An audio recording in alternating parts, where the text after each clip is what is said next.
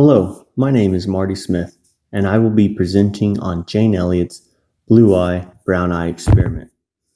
Although this experiment to some is controversial, this experiment is known for its education on discrimination, stereotyping, and being prejudiced, which has been used around the world to teach many valuable lessons for over 30 years. I will be discussing with you today what this experiment entailed, the students' reactions, how the experiment is still used today, and going over my thoughts on her experiment.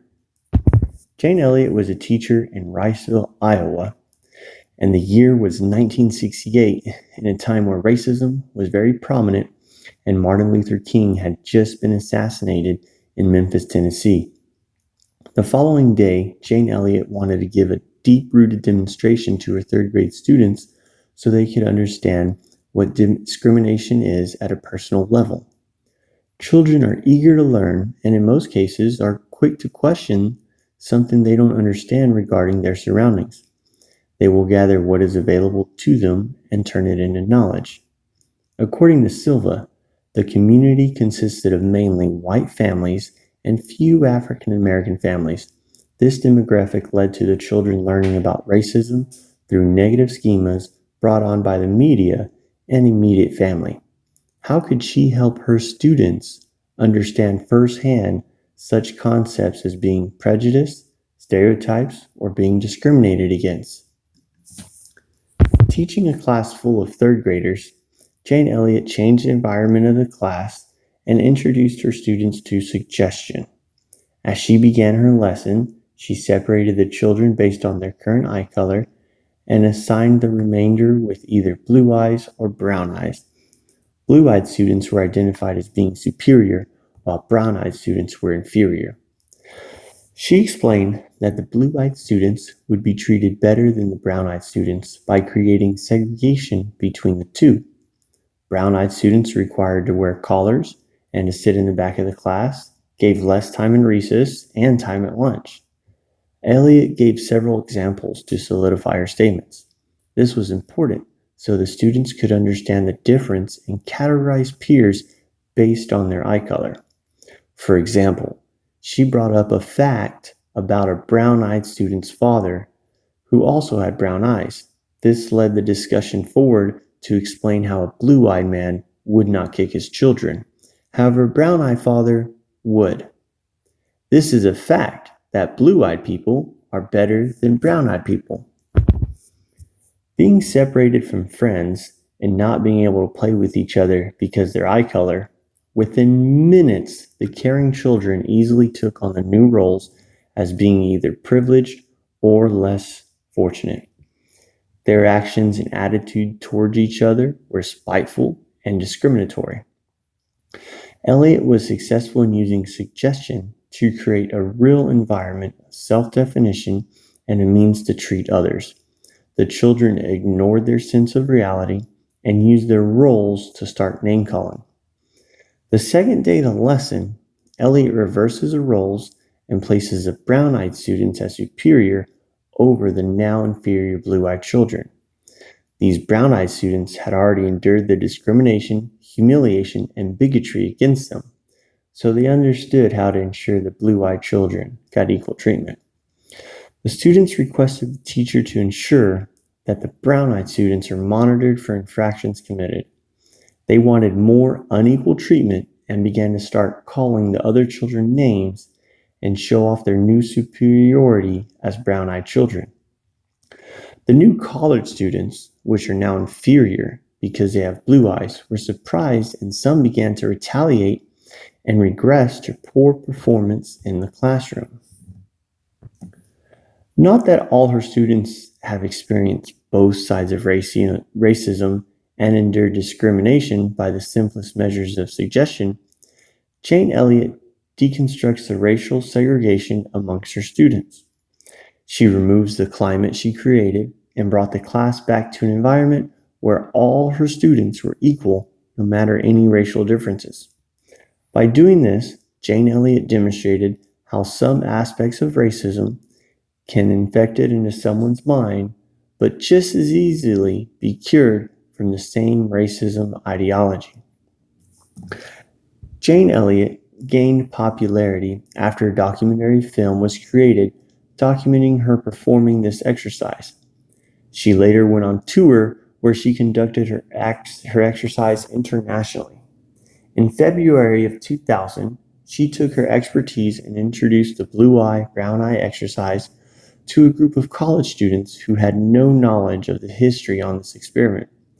The participants signed a consent form outlining the possibility of physical discomfort and informed about the potential stress relating to the exercise. She began by sending the blue-eyed, non-brown-eyed group of students in a room wearing the collars. Having insufficient number of chairs, they waited for well over an hour, while the brown-eyed students were given breakfast, and Elliott demonstrated to them how to act discriminatory towards the other students. Prior to the blue-eyed group of students returning to the class, the brown-eyed students were given the answers to 50% of the mocked-up intelligence test that was upcoming. The blue-eyed group entered the room to find their seats in the middle of the class, with brown-eyed students seating facing them on both sides. Over the next few hours, the blue-eyed group was subjected to harassment, harsh criticism, and at times scolding lasting 7 minutes. When administered the test, the blue-eyed group did not perform as well as the brown-eyed group, who already had half the answers, and the ridicule began again. Elliott singled out blue-eyed students from anything from posture, voice inflection, to the color of their dyed hair. Every mistake was singled out, and being the target of Elliott was too much for some students, with 2 crying and 1 which left the exercise and stopped their participation. As requested, several brown-eyed students complied with her request and participated in the scoring of the blue-eyed students. Prior to lunch, the students were informed that the exercise was complete, and after returning from lunch, the students watched the original airing of the blue eye, brown eye experiment and had a discussion regarding their experience.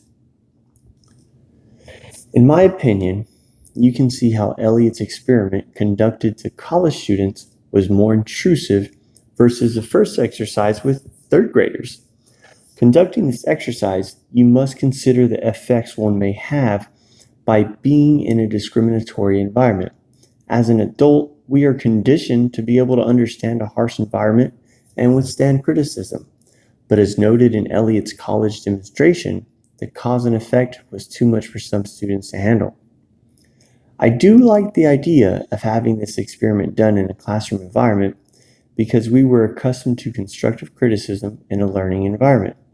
According to Infinito, the students in these exercises have the knowledge which can be shared amongst each other.